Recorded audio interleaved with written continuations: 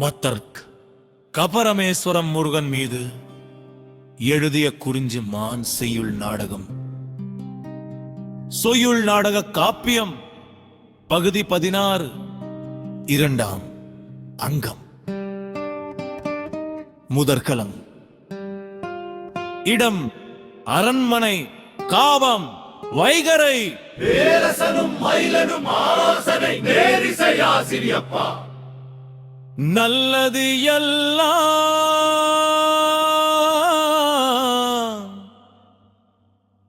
பரவேசுரைனியரே,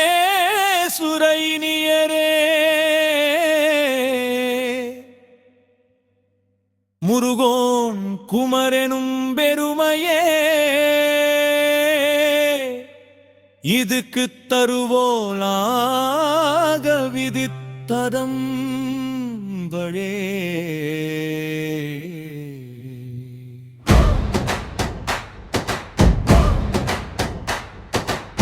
குன்றும் இருந்த தன்றே அன்றும் கரையில் போற்ற வேண்டும் ஏண்டது, திரையும் வருவதாயிருந்தது இதுவே எளிது தாமத வந்திடும் புறமே. தருமமாய் கருதி முடிப்பாம் தருமுன் பெரிதும் தந்திரம் பகைச்சே. இதுதான் எனக்குள்ள துன்பம் மறைவதை படியா, நாளா சில முறை நினைக்க துண்டி புவதினே.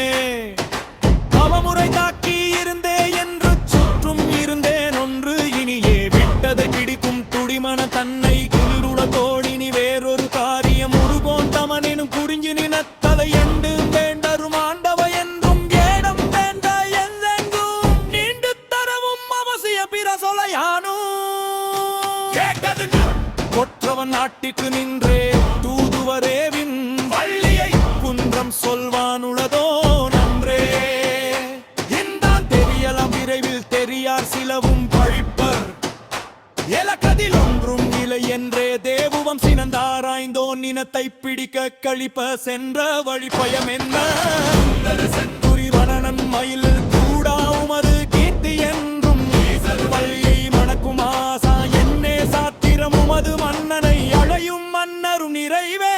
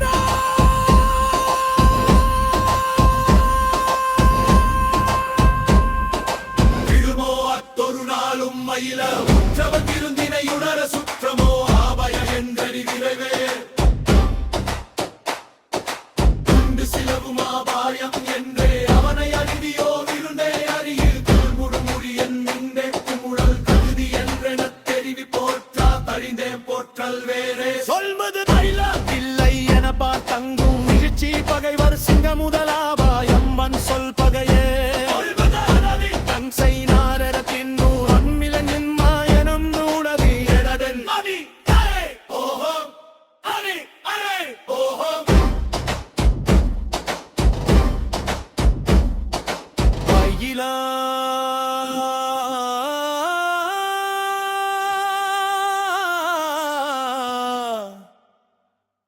தலவில் நன்சை நாடென சென்றூர் இனிதிரமுவாயமருள் எடதன்